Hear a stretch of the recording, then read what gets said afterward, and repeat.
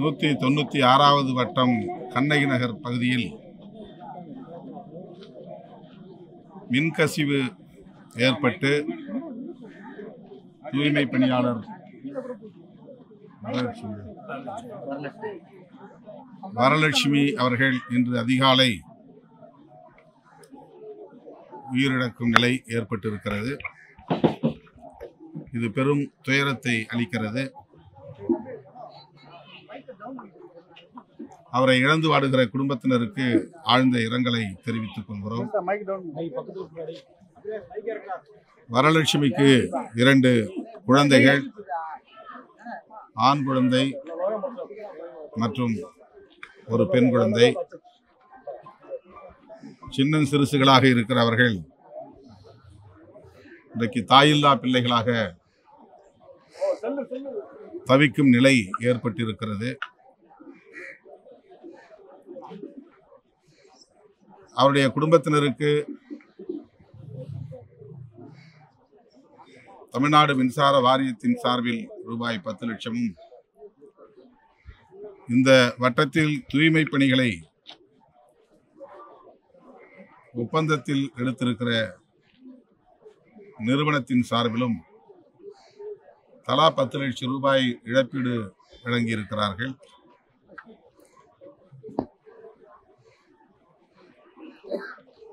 இந்த இழப்பீடு ஒரு உயிருக்கு ஈடாகாது என்பதை நாம் அறிவோம். என்றாலும் கூட இந்த 2 பிள்ளைகளின் எதிர்காலத்தை கருத்தில் கொண்டு தமிழக அரசின் சார்பிலும் போதிய நிதி ஒதுக்கீடு செய்ய முன்வர வேண்டும் என்று விடுதலை சிறுத்தைகள் கட்சியின் சார்பில் வேண்டுகோள் விடுக்கிறோம். கவனக்குறைவாக இருந்ததன் விளைவாகத்தான் இந்த உயிர் பலி நேர்ந்திருக்கிறது என்று இந்த பகுதியில் வசிக்கும் மக்கள் பெரும் ஆதங்கத்தோடு கூறுகிறார்கள். வரலட்சுமி மின்கசிவினால் உயிரிழந்த இடத்தை பார்த்தோம். சாலையில் திறந்த வெளியில் மின்சார வயர்கள், அந்த இணைப்புகள் மேலேயே கிடந்திருக்கின்றன. மழை நீரில் அது எங்கே கிடக்கிறது என்று தெரியாமல் வரலட்சுமி மிதித்திருக்கிறார். இது தொடர்பாக ஏற்கனவே பிப்ரவரி மாதத்தில் விடுதலை சிறுத்தைகள் கட்சியின் சார்பிலே மின்சார வாரியத்திற்கும், மாவட்ட ஆட்சி நிர்வாகத்திற்கும், மாநகராட்சி நிர்வாகத்திற்கும் கடிதம் எழுதப்பட்டிருக்கிறது. குடிநீர் இணைப்புக்காக தோண்டும் போது பல மின்சார கேபிள்கள் துண்டிக்கப்படுகின்றன. அந்த கேபிளை புதிதாக மாற்றுவதற்கு பதிலாக துண்டித்த இடத்தில் ஜாயிண்ட் செய்து அதன் மேலே மண்ணை போட்டு மூடுகிறார்கள். இதனால் மழைக்காலத்தில் அந்த இடத்திலே மின்கசிவு ஏற்பட்டு மீண்டும் அந்த இடத்தில் கேபிள் துண்டிக்கப்படும் நிலை ஏற்படும். அதே நேரத்தில் மழைக்காலங்களில் மக்கள் நடந்து செல்லும் போது மின்கசிவு ஏற்பட்டால் உயிர் சேதம் ஏற்பட வாய்ப்புகளும் அதிகமாக இருக்கிறது. ஆகவே துண்டிக்கப்படும் கேபிள்களை புதிதாக மாற்ற வேண்டும் என்று கோரிக்கையாக வைக்கிறோம். விடுதலை சிறுத்தைகள் கட்சியின் சார்பில் வலியுறுத்துகிறோம் என்று பிப்ரவரி மாதத்திலேயே மனு ஜூலை மாதத்தில் கொடுக்கப்பட்டிருக்கிறது. பிப்ரவரி மாதத்திலும் கொடுக்கப்பட்டிருக்கிறது.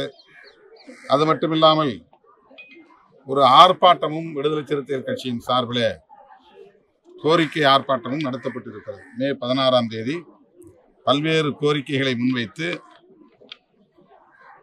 16 வெள்ளிக்கிழமை மாநகராட்சி அலுவலகம் அருகில் ஆர்ப்பாட்டம் நடத்தப்பட்டிருக்கிறது. அதிலே முக்கியமாக இதுபோல மின்கசிவு ஏற்பட்டால் உயிர் சேதம் ஏற்படும்.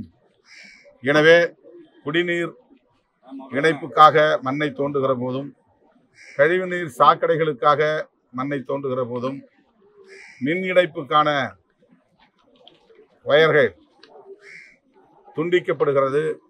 துண்டிக்கப்படுவதனால் மின்கசிவு ஏற்பட்டு உயிர் சேதம் ஏற்படும் என்கிற ஒரு சூழலை விடுதலை சிறுத்தைகள் கட்சியின் சார்பில் கோரிக்கை மனுவாகவும் கொடுத்து போராட்டமாகவும் நடத்தி சுட்டிக்காட்டப்பட்ட நிலையில் அது பொருட்படுத்தப்படாமல் இருந்ததன் விளைவாக இன்றைக்கு இந்த உயிர் பலியாக நேர்ந்திருக்கிறது. எனவே கவனக்குறைவாக இருந்த தொடர்புடைய அதிகாரிகள் மீது அரசு உரிய நடவடிக்கை எடுக்க வேண்டும். எங்கெல்லாம் இப்படி இந்த மின் இணைப்புகள் கேபிள்ஸ் வெளியே கிடக்கின்றனவோ அவற்றை எல்லாம் மண்ணுக்கடியிலே புதைக்க வேண்டும். அதுவும் துண்டிக்கப்பட்ட இடங்களில் முறையாக இணைப்பை ஏற்படுத்த வேண்டும், பாதுகாப்பாக இணைப்பை ஏற்படுத்த வேண்டும். போதிய கவனம் செலுத்தி மக்களின் பாதுகாப்பை உறுதிப்படுத்த வேண்டும் என்று கேட்டுக்கொள்கிறேன். இது மிகுந்த துயரத்தை அளிக்கிறது. அந்த குடும்பத்திற்கு ஆழ்ந்த இரங்கலை தெரிவித்தார். இந்த சம்பவம் ஒரு விபத்து கிடையாது, ஒரு கொலை அப்படின்னு சொல்லி நாம் தமிழர் கட்சியினுடைய ஒருங்கிணைப்பாளர் வந்து கொஞ்ச நேரத்துக்கு முன்னாடி செய்தியாளர்களை சந்திக்கும் போது தெரிவிச்சார். நீங்க இதை எப்படி பாக்குறீங்க?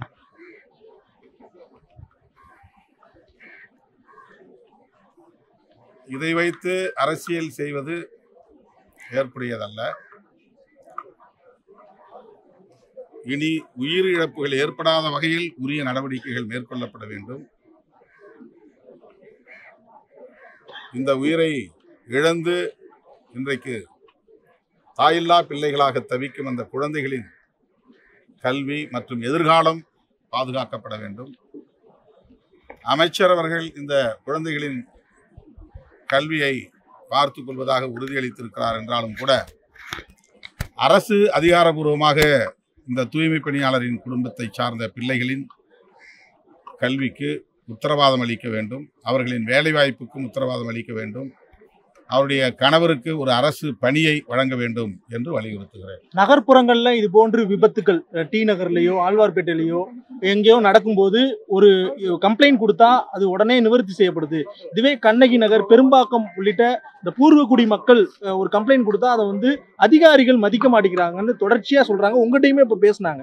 இதை எப்படி பாக்குறீங்க இந்த அணுகுமுறையை? இது வந்து பியூரோக்ராட்ஸுடைய ஆட்டிடியூட். காலமாக நாம் பார்த்து வருகிற ஒன்றுதான். எளிய மக்களின் கோரிக்கைகளை பொருட்படுத்துவதில்லை, செவிமடுப்பதில்லை, அலட்சியப்படுத்துவது என்கிற போக்குகள் இன்னும் தொடர்கின்றன என்பதுதான் வேதனைக்குரியது. விடுதலை சிறுத்தைகள் கட்சியின் சார்பில் நான் ஏற்கனவே குறிப்பிட்டதைப் போல அதிகாரிகளை சந்தித்து மனு கொடுத்தது மட்டுமில்லாமல் ஒரு ஆர்ப்பாட்டத்தையும் நடத்தியிருக்கிறார்கள். ஆனால் அதற்கு பிறகும் கூட இப்படி வெளியில், திறந்த வெளியில் கிடக்கிற கேபிள்களை மண்ணுக்கடியிலே புதைக்கிற வேலையை செய்யவில்லை, பாதுகாப்பாக அவற்றை சீர் செய்ய எந்த முயற்சியும் எடுக்கவில்லை என்பது கவலை அளிக்கிறது. அதிகார வர்க்கத்தின் இந்த போக்கு கண்டனத்திற்குரியது. பருவமழை தொடங்குறதுக்கு இன்னும் ஓரிரு மாதம் தான் இருக்கு. ஆனா அதுக்குள்ளே இப்ப இந்த மழை பெய்ஞ்சதுலேயே இந்த நேற்று ஒருத்தர் உயிரிழந்திருக்காரு, இன்னைக்கு ஒருத்தர் உயிரிழந்திருக்காரு. இந்த மாதிரி பருவமழை முன்னாடியே இந்த நடவடிக்கை ஏற்படுத்தலாம். இன்னும் ஒரு காலங்களில் எப்படி இருக்கும்? அரசு அதிகாரிகளும் மாநகராட்சி அதிகாரிகளும் ஒரு உயிரிழப்பு ஏற்பட்ட பிறகுதான் நடவடிக்கை எடுப்பாங்க. இது ஒரு எச்சரிக்கை. இதை ஒரு சாக்காக வைத்து அதிகாரிகள் உரிய நடவடிக்கைகளை தீவிரமாக மேற்கொண்டு அடைமழை வருவதற்கு முன்னதாக பாதுகாப்பு நடவடிக்கைகளை உறுதிப்படுத்த வேண்டும் என்று கேட்டுக்கொள்கிறேன். சார், இப்போ பொதுவாகவே வந்து இந்த மாதிரியான சம்பவங்கள் அதிகப்படியாக நடக்கிறதுக்கு காரணமாக இருக்கிறது அப்படிங்கிறது வந்து பொதுவாக என்ன பேசுறாங்க அப்படின்னா வந்து இந்த மாதிரி கண்ணகி நகர்லேயே பல இடங்கள்ல மின்கசிவு ஏற்பட்ட இடங்கள் இருக்குதுன்னு அந்த மக்கள் நிறைய வீடியோஸ் வந்து அனுப்புறாங்க. அதை வந்து எப்படி அதுதான் வந்து இப்போ பொதுமக்களிடத்தில் விசாரித்த போது ஆங்காங்கே குடிநீருக்காகவும் கழிவுநீர் சாக்கடைக்காகவும் மண்ணை தோண்டுகிற பணிகள் நடக்கின்றன. அப்படி மண்ணை தோண்டுகிற போது மின் இணைப்புக்கான வயர்கள், அந்த இணைப்புகள் துண்டிக்கப்படும் அபாயமும் நிகழ்கின்றன. அவற்றை சீர் செய்வதிலே அரசு அல்லது அதிகாரிகள், மின்வாரியத்தை சார்ந்தவர்கள் போதிய கவனம் செலுத்தாமல் இருக்கிறார்கள் என்கிற கவலையை வெளிப்படுத்தினார்கள். தொடர்புடைய அமைச்சர்களிடத்திலே இதை விடுதலை சிறுத்தைகள் கட்சியின் சார்பில் எடுத்துச் செல்வோம். பருவமழை தொடங்குவதற்கு முன்னதாக ஆங்காங்கே மண்ணை வெட்டி போட்டிருக்கிற இடங்களில் அந்த பணிகளை விரைந்து முடித்து மின்கசிவு ஏற்படாத வகையிலே பாதுகாப்பை உறுதிப்படுத்த வேண்டும் என்று வலியுறுத்துவோம். இறந்த வரலட்சுமி குடும்பத்திற்கு அதிகமான தொகை வந்து இன்னும் கொடுக்க வேண்டும், பத்தாது அப்படின்னு நீங்களே சொல்றீங்க. இது ஒரு தனியார் நிறுவனம் வந்து தூய்மை பணியாளர்களை வந்து கண்ட்ரோல் பண்றதுனால தானே இதை நம்ம ஒரு கோரிக்கையா வைக்க வேண்டியிருக்கு. இதுவே அவங்களோட ஜாப் ஒரு பெர்மனண்டா இருந்ததுன்னா அரசாங்கம் கொடுக்க வேண்டியது தானாக வந்துவிடும் அல்லவா? அரசு ஊழியர்கள் இருந்தால் கூட அரசாங்கம் அப்படி பெரிதாக எதுவும் இழப்பீடு தருவதில்லை. அதற்கும் நாம் போராடித்தான் பெற வேண்டியிருக்கிறது. பல கோரிக்கைகளை வலியுறுத்தி தான் பெற வேண்டியிருக்கிறது.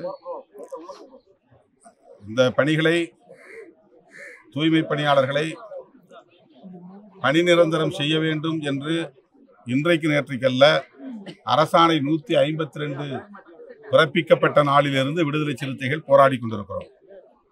GO 152 என்று சொல்லப்படுகிற அந்த அரசாணை தான் நகர்ப்புறங்களில் தனியார் வசம் ஒப்படைத்து அந்த பணிகளை செய்வதற்கான வழிவகை செய்கிறது. ஆகவே அந்த அரசாணையை திரும்ப பெற வேண்டும் என்று சட்டமன்றத்திலும் விடுதலை சிறுத்தைகள் கட்சியின் சார்பிலே வலியுறுத்தி இருக்கிறோம். மதுரை, சென்னை போன்ற பெருநகரங்களில் ஆர்ப்பாட்டங்களை நடத்தியிருக்கிறோம். இப்போது அண்மையிலே நடைபெற்ற போராட்டத்தில் 3வது நாளில் இருந்தே 13வது நாள் வரையில் 10 நாட்கள் தொடர்ந்து விடுதலை சிறுத்தைகள் அந்த களத்திலே நின்றிருக்கிறோம். அமைச்சர்களோடு பேசியிருக்கிறோம். முதலமைச்சரின் கவனத்திற்கும் எடுத்துச் சென்றிருக்கிறோம். ஆகவே இவர்களை பணி நிரந்தரம் செய்ய வேண்டும் என்கிற தொழிலாளர்களின் கோரிக்கைகளை நாங்கள் ஆதரித்து கொண்டே, மாற்று கருத்தாக இந்த பணிகள் 90 விழுக்காடு அல்லது 100 விழுக்காடு ஒரு குறிப்பிட்ட சமூகங்களை சார்ந்தவர்களுக்கானதாகவே நிரந்தரப்படுத்தப்படுவதாக இருக்கக்கூடாது, அது ஏற்புடையதில்லை என்கிற கருத்தை விடுதலை சிறுத்தைகள் கட்சியின் சார்பிலே நான் எனது பிறந்த நாள் விழாவில் பதிவு செய்தேன். இன்றைக்கும் நான் அந்த கருத்திலே உறுதியாக இருக்கிறேன். அதாவது, இப்போதைக்கு அவர்களுடைய கோரிக்கையை நாங்கள் ஆதரிக்கிறோம். தொலைநோக்கு பார்வையோடு இதனை அணுக விரும்புகிறோம்.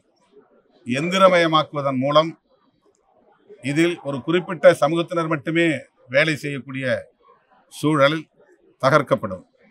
யாரெல்லாம் தொழில்நுட்பத்தை கற்றுக்கொள்கிறார்களோ அவர்கள் எல்லோரும் இந்த வேலையை செய்ய முடியும் என்கிற நிலையை பிற்காலத்திலே உருவாக்க முடியும், எதிர்காலத்திலே உருவாக்க முடியும். அந்த அடிப்படையில் தான் விடுதலை சிறுத்தைகள் இந்த பணியை ஒரு குறிப்பிட்ட சமூகத்தினருக்கானதாக நிரந்தரப்படுத்தி விடக்கூடாது என்று கூறுகிறோம். அவ்வளவுதான்.